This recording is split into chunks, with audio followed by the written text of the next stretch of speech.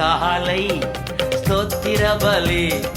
அப்பா அப்பா உங்களுக்கு தான் ஆராதனை ஸ்தோத்திர பலி. அப்பா அப்பா உங்களுக்கு தான். அப்பா அப்பா உங்களுக்கு தான். அப்பா அப்பா உங்களுக்கு தான் அதிகாலை ஸ்தோத்திர பலி. அப்பா அப்பா உங்களுக்கு தான் ஆராதனை ஸ்தோத்திர பலி. அப்பா அப்பா உங்களுக்கு தான். அப்பா அப்பா உங்களுக்கு தான். அப்பா அப்பா உங்களுக்கு தான்.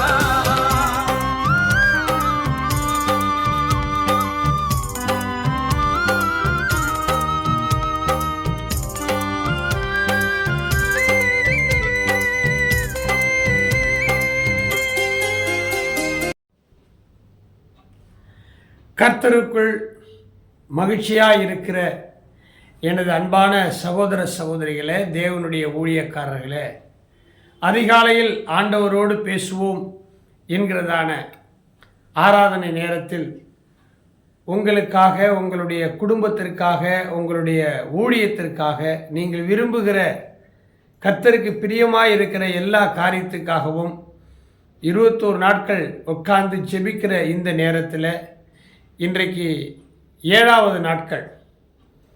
பூரணமான ஆசீர்வாதம், பரிபூர்ணமான ஆசீர்வாதம், சம்பூர்ணமான ஆசீர்வாதங்களை இந்த 7ஆம் நாளிலே 7 குத்துவிளக்கு மத்தியில் உலாவுகிற தேவனுடைய சமூகத்தில் இருந்து நான் உங்களை வாழ்த்துகிறேன். கர்த்தர் உங்களை ஆசீர்வதிப்பாராக. இன்றைக்கு ஆமோஸ் 9ஆம் அதிகாரம் 12வது வசனத்தில் விழுந்து போன தாவீதின் கூடாரத்தை எடுத்து அதன் திறப்புகளை அடைத்து முன்பு இருந்தது போல நான் ஸ்தாபிப்பேன் அப்படின்னு சொல்லி தீர்க்கதரிசி ஆமோஸை கொண்டு கர்த்தருடைய வார்த்தை விளம்புகிறது. அன்பான கர்த்தருடைய பிள்ளைகளை, மனுஷன் வாழ்க்கையில் விழுந்து போகக்கூடிய சூழ்நிலைகள் அநேகருக்கு அநேகமாக ஏற்படுவது உண்டு. சில நேரத்தில் மனிதன் தானாக விழுகிறதும் உண்டு, யதார்த்தமாய் விழுகிறதும் உண்டு, அல்லது நம்மை பிடித்து கீழே தள்ளி விடுகிற மனிதர்களால் விழுகிறது உண்டு. எது எப்படியோ ஆமோஸ் மூலமாய் கர்த்தருடைய வார்த்தை சொல்லுகிறது, விழுந்து போன நிலைமையில் காணப்படுகிறவர்களாக யார் இருந்தாலும் ஆண்டவர் விழுந்து போனவர்களை தூக்கி எடுத்து கண்மலையின் மேலே நிறுத்தி பூர்வ காலத்தில் இருந்தது போல ஸ்தாபிக்கிற கர்த்தர் தான் நீங்கள் ஆராதித்து கொண்டிருக்கிற, நான் மகிமைப்படுத்தி கொண்டிருக்கிற கர்த்தர். நிறைய பேர் சொல்கிறாங்க, நான் பாவத்தில் விழுந்துட்டேன், சாபத்தில் விழுந்துட்டேன், கடன் பிரச்சனையில் விழுந்துட்டேன், ஏதோ ஒன்றில் அடிமைப்பட்டு நான் விழுந்துட்டேன், என் வாழ்க்கை எப்படி இருக்கும், என்னுடைய குடும்பம் எப்படி இருக்கும், என்னுடைய தொழில் எப்படி இருக்கும், கர்த்தருடைய கரத்திலிருந்து பெற்றுக்கொண்ட என்னுடைய ஊழியம் எப்படி இருக்கும், பயப்படுறாங்க. அன்பானவர்களே, மன்னித்து உங்களை தூக்கி எடுக்கிறதுக்கு தேவன் தயை பெருத்தவராக இருக்கிறார். அதனால் ஒரு விஷயம், ஆண்டவரிடத்தில் நீங்கள் மன்றாடுங்க, ஆண்டவருடைய பாதத்தில் நீங்கள் உங்களை தாழ்த்தி ஒப்பு கொடுங்க. பாழானதை பயிர்களுமாக்கிறவரும் நிர்மூலமானதை கட்டுகிற தேவனுமாகிய கர்த்தர் இந்த கால வேளையில் உங்களோடு கூட இந்த காணொளி மூலமாய் பேசிக்கொண்டிருக்கிறார். நீங்கள் விழுந்து போயிருக்கலாம், ஏதோ எங்களுக்கு அது தேவையில்லை, நீங்கள் எதில் விழுந்து போனீங்க, எப்படி விழுந்து போனீங்க, என்ன விதமான குற்றம் பாவங்கள் செய்து நீங்கள் விழுந்து போனீங்க அல்லது தள்ளப்பட்டீங்க எனக்கு தெரியாது. ஆனால் ஆண்டவர் இயேசு கிறிஸ்து உங்களை தூக்கி எடுத்து முன்பு இருந்தது போல நிலைநிறுத்துவார் என்பது மாத்திரம் எனக்கு ஒரு நம்பிக்கை இருக்குது. அந்த நம்பிக்கையில் தான் இன்றைக்கு நான் உங்கள் மத்தியில் இந்த கால வேளையில் 7வது நாளாக ஆண்டவரோடு கூட பேசுவோம் என்கிற தலைப்பில் பேசுகிறேன். விழுந்து போனதை குறித்து ஒருபொழுதும் கவலைப்படாது.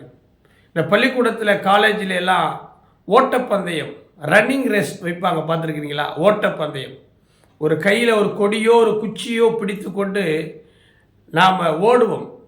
நமக்கு பக்கத்தில் நிறைய பேர் ஓட்டப்பந்தயத்தில் ஜெயிக்கணும்னு ஓடுவாங்க. பைபிளில் கூட இருக்குது, ஓட்டப்பந்தயத்தில் ஓடுகிறவர்கள் எல்லாரும் வெற்றியின் இலக்கை நோக்கி ஓடுகிறார்கள், இயேசுவை பார்த்து ஓட வேண்டும் என்று எழுதியிருக்கிறது. அந்த ஓட்டப்பந்தயத்தில் ஓடும்போது சிலர் விழுந்துருவாங்க, அல்லது ஜெயிக்க வேண்டும் என்பதற்காக சிலர் நம்முடைய காலை தடுக்கி விட வச்சிருவாங்க.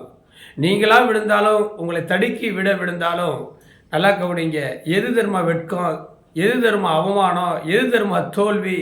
நீங்கள் ஓடும்போது வாழ்க்கையில், தொழிலில், சபையில், ஊழியத்தில் நீங்கள் ஓடும்போது கீழே விழுகிறதீங்க பாருங்களேன், அது வெட்கம் இல்லை, அது அவமானம் இல்லை, அது தோல்வி இல்லை. நீங்கள் கீழே விழும் பொழுது எல்லாரும் பார்க்குறாங்க, கை கொட்டி சிரிக்கிறாங்க பாருங்கள். அந்த நேரத்தில் நீங்கள் எழுந்திருக்காமல் அவர்களே பார்த்து கண்ணீர் வடித்து தலையை கவிழ்ந்து போட்டு கொண்டால் தான் உங்களுக்கு தோல்வி, வெட்க, அவமானம்.